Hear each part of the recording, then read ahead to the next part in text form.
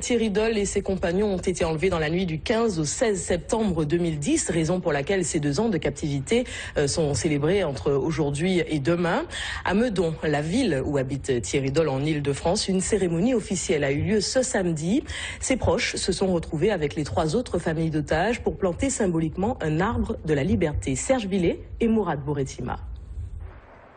Les parents de Thierry Doll sont arrivés 1 heure avant la conférence de presse avec les proches des 3 autres otages, tous unis dans la même douleur et le même espoir.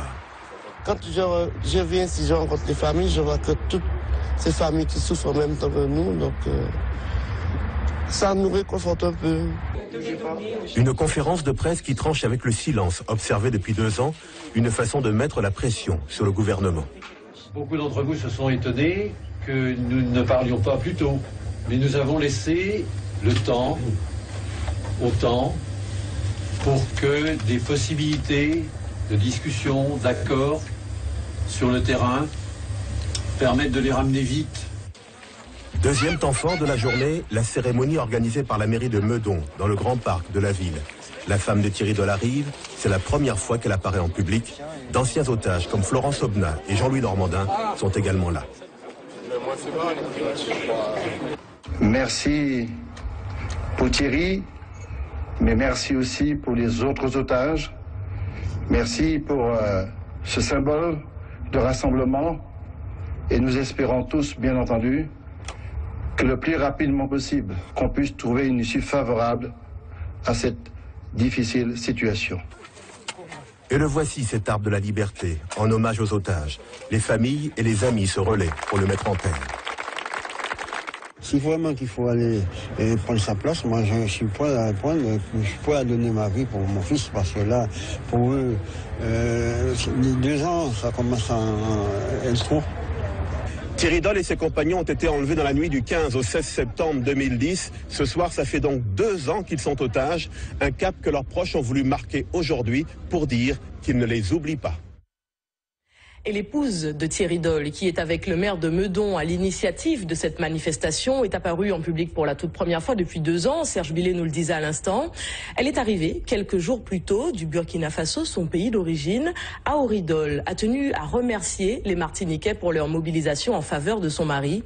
Et elle a accepté de nous accorder sa toute première interview sur l'enlèvement de son époux. Écoutez. Aujourd'hui, on a jugé adéquat d'une manière remercier ceux qui nous soutiennent et en quelque sorte remobiliser aussi tous ceux qui nous soutiennent. De la part du gouvernement, il y a une preuve que voilà, il y a quelque chose qui est fait, mais malheureusement, c'est pas ce qui est fait, c'est pas ça qui répond à notre attente. Le seul réconfort qu'on aura, c'est la libération des otages. Personnellement, j'ai envie de dire aux gens de rester mobilisés parce que il y a 2 ans de cela, je peux vous dire que je regardais les prises d'otages à la télé. Pour moi, c'était plus quelque chose de Hollywood que de la vie. Et même le jour où on m'a appelé pour m'informer que Thierry s'était fait enlever, c'est vrai qu'on a souvent parlé d'enlèvement, mais je peux vous dire que sur le coup, j'étais effondrée, mais en même temps, je me disais non, c'est un rêve, je vais me réveiller. Il le redoutait. Il le redoutait et à un moment, c'était plus un doute, c'était presque une certitude, d'où le fait que il devait quitter Arlit le 30 septembre et malheureusement, il a été enlevé 2 semaines avant. Thierry, il faut dire que avant tout, c'est quelqu'un de très ouvert. À la fois, il est discret, à la fois, il est ouvert, il est aimable et très gentil. Donc, il avait eu la sympathie de certaines personnes qui lui avaient dit d'un danger imminent. Donc, lui, il était persuadé que quelque chose allait se passer.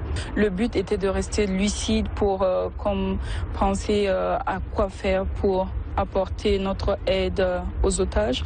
Donc, du coup, je pense très rarement à ce que j'ai envie de dire à Thierry, mais c'est vrai que depuis l'enlèvement, il m'arrivait de lui envoyer des mails tous les soirs avant d'aller dormir.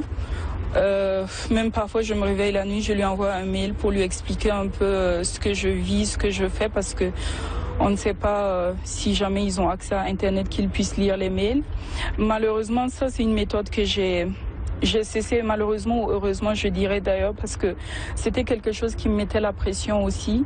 Parce que c'est comme si je m'efforçais de rendre mes journées belles. pour que si jamais il arrive à lire les mails de là où il est, qu'il ne soit pas triste. Donc mes journées étaient devenues difficiles, du coup ça j'ai cessé, mais je ne parle pas à Thierry dans ma tête, je veux lui parler à lui directement.